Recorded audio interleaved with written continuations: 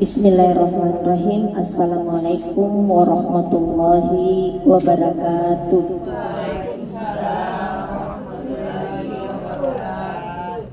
Alhamdulillahirabbil alamin wassalatu wassalamu ala asrafil anbiya wal mursalin sayyidina Muhammadin wa ala alihi washabbihi ajmain. Rabbi israh li sadri wa yassir li amri wahlul 'uqdatam min lisani yafqahu qawli. Amma ba'd.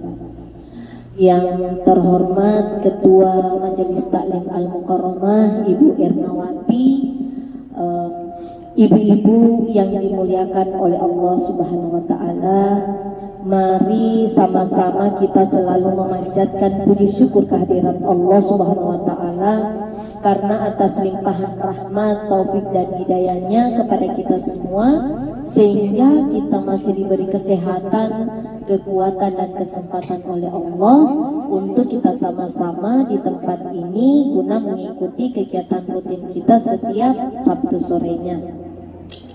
Salawat serta salam senantiasa kita haturkan kepada junjungan kita Nabi besar Muhammad sallallahu alaihi wasallam, Nabi yang diutus ke dunia ini sebagai rahmatan lil alamin.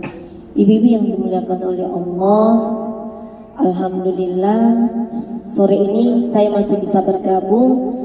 Sabtu lalu mohon maaf di rumahnya Menyatari, mohon maaf saya tidak bergabung karena ada sesuatu hal, dan pada kesempatan kali ini bukan saya mengajar, bukan saya, tapi ini hanya kita sebagai kewajiban kita sebagai muslim adalah saling mengingatkannya. Kita harus saling mengingatkan dalam hal kebaikan, ya. Mana yang baik kita ambil dan sesuai dengan apa yang kita yakini kita ambil, ya. Kalau saya sampaikan saya salah, maka ibu tegur saya, ya, sampaikan ke saya. Baiklah ibu-ibu, pada sore hari ini ada 4 hal yang menghalangi rezeki seseorang, ya.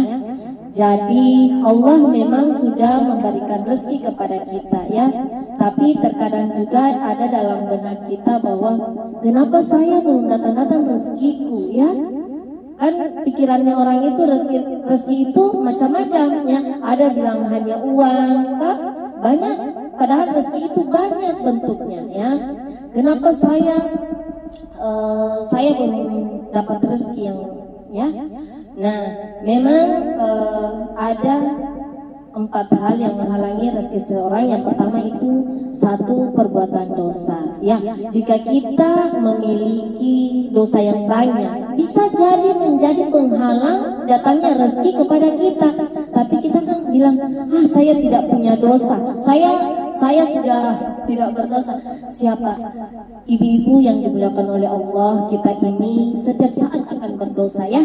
Dosa zina mata kita saja ini berdosa. Melihat hal-hal yang buruk itu kan sudah dosa, ya. Dosa kecil-kecil kalau ditumpukan jadi banyak, menjadi dosa yang besar, ya.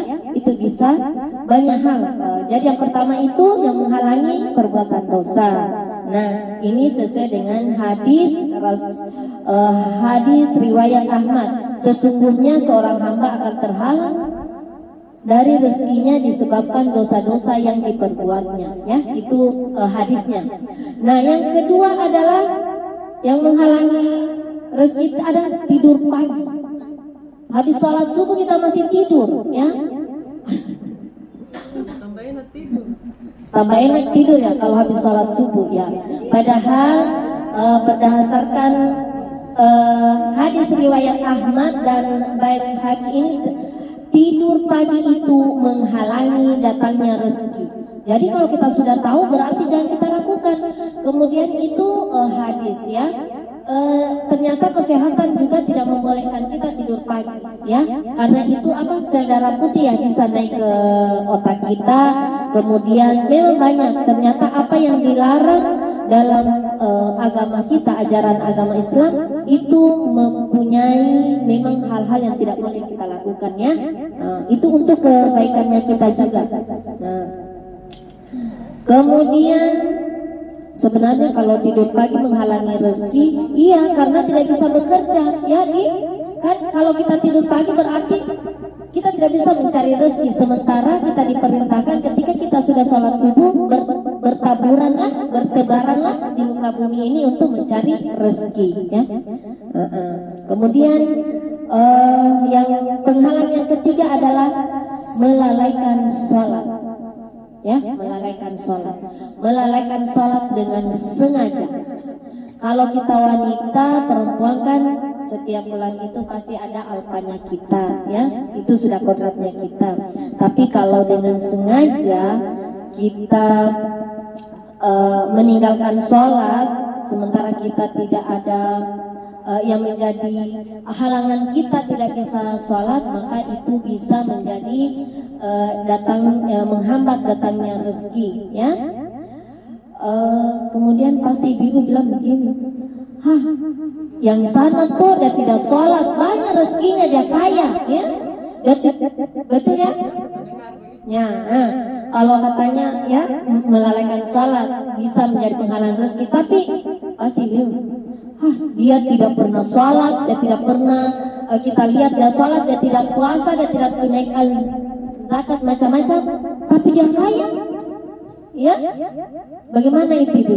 Jadi Allah bisa jadi memberikan rezekinya semua kepada orang yang melalaikan salatnya ini, yang meninggalkan perintah Allah ini.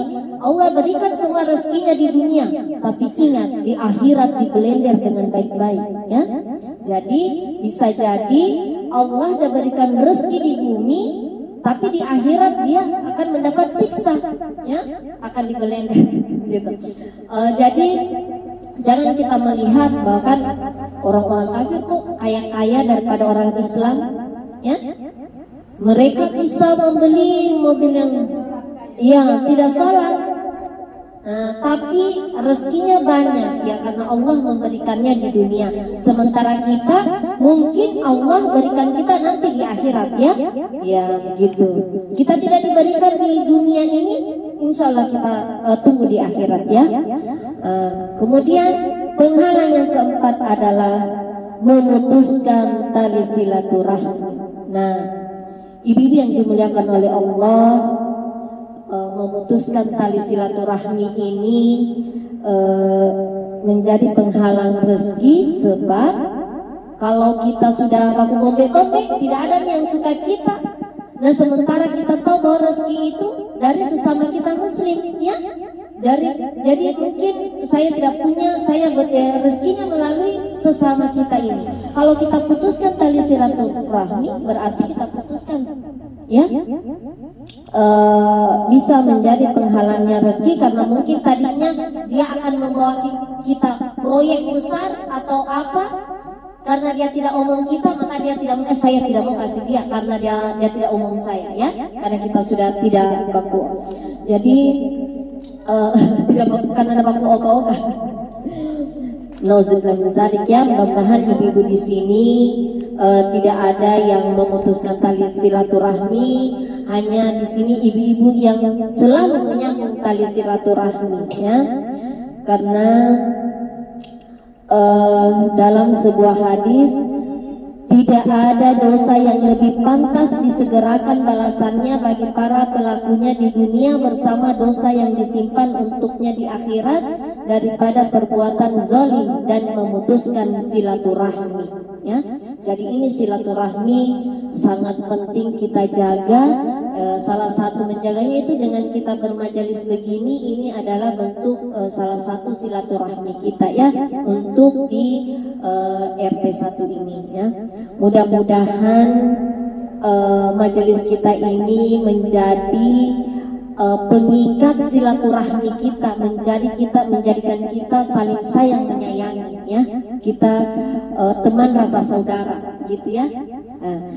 Mungkin itu saja yang dapat saya sampaikan pada kesempatan kali ini.